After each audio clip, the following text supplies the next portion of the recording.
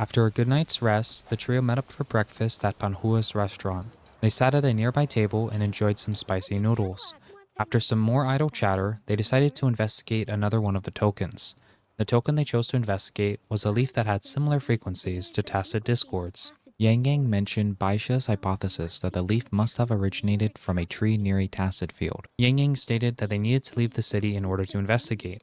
Rover agreed, but not for a trivial notion such as research. No, for you see, Rover demanded the blood of her enemies. I know as I must kill. As did Shishia. Unfortunately, reality is a cruel mistress, and as such, Shishia was forced to stay behind and start her shift. The remaining duo made their way towards one of the city gates.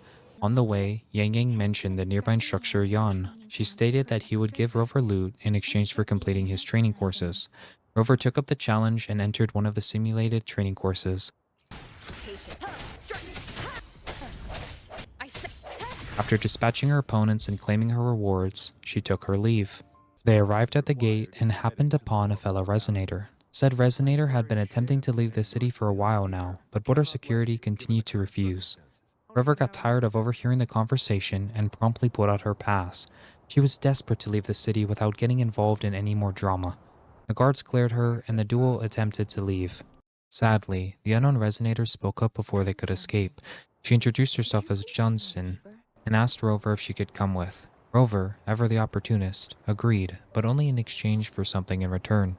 The resonator obliged and gave her a few items. The only thing of note was the 3 kokkoi flatbreads. Rover was fairly unimpressed, but her love for food prevailed. Before they departed, Zhan Xin explained why she had been attempting to leave. During her journey down a mountain, she had encountered a lost veteran. The old man, Zongyia, had been looking for his grandson, Jiuwan. She had escorted him back to the nearby city and had promised to head to the front lines to look for his grandson. The trio began their journey towards a nearby outpost, but not before Rover humanely ended the nearby bandits.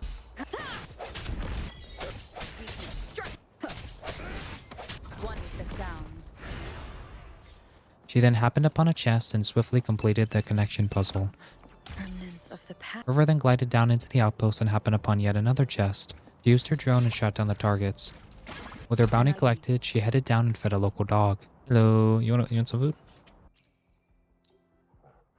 There you go, buddy. That's probably not healthy. You're gonna get salmonella. Afterwards, she spoke to a nearby ranger. The ranger said he met him once. He stated that Jiu-Wan had been determined to join despite not being a resonator. As such, Jiu-Wan had been following the troops for the past year. According to the ranger, a quartermaster had recently escorted him away. However, since he wasn't in the city, that meant that he was at the rearguard camp.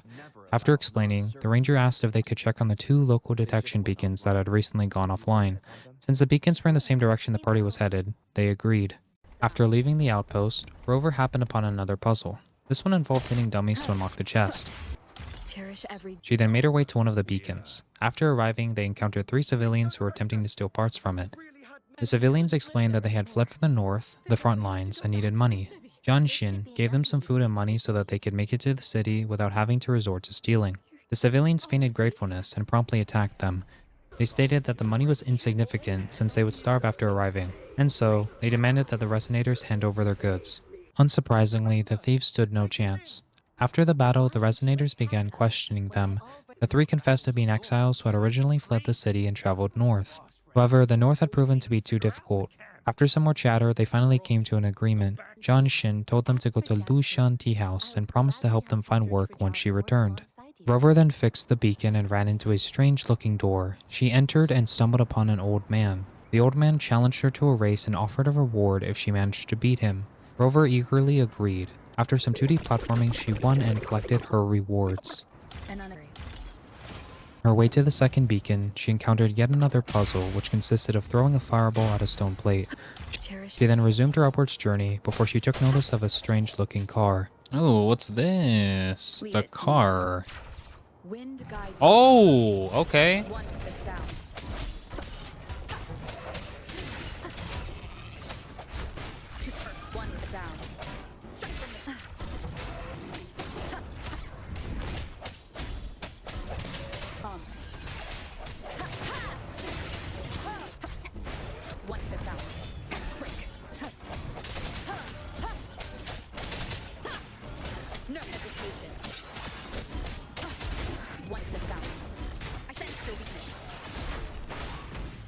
Yeah.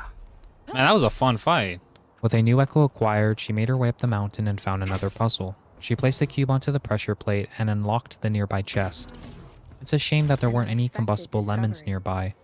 She then cleared out the spikes that were blocking the damaged beacon and repaired it. With the beacons repaired, the group finished their trek and arrived at the rearguard outpost. After they arrived, they spoke with a higher-up named Shulan.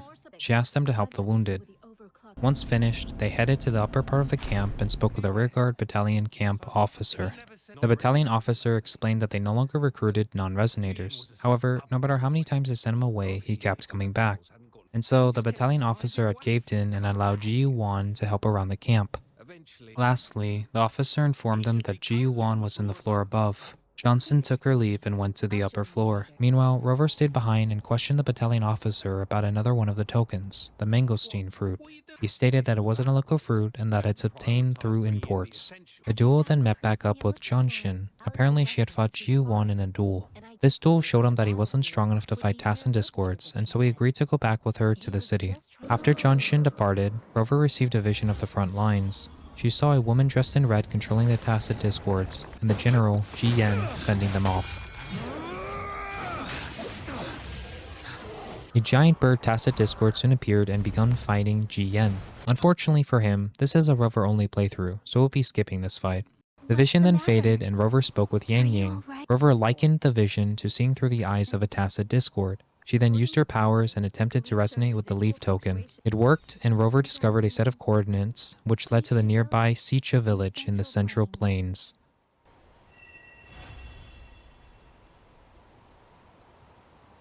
And with that, we've reached the end of the video. I wanted to thank you all for the support in the last video. It meant a lot to me to see how many of you guys liked and subscribed. If you guys have any critique or ideas for this series, feel free to comment them below. And if we can hit 8 likes on this video, I'll make a part 3. With that being said, I hope you have a good one. Peace.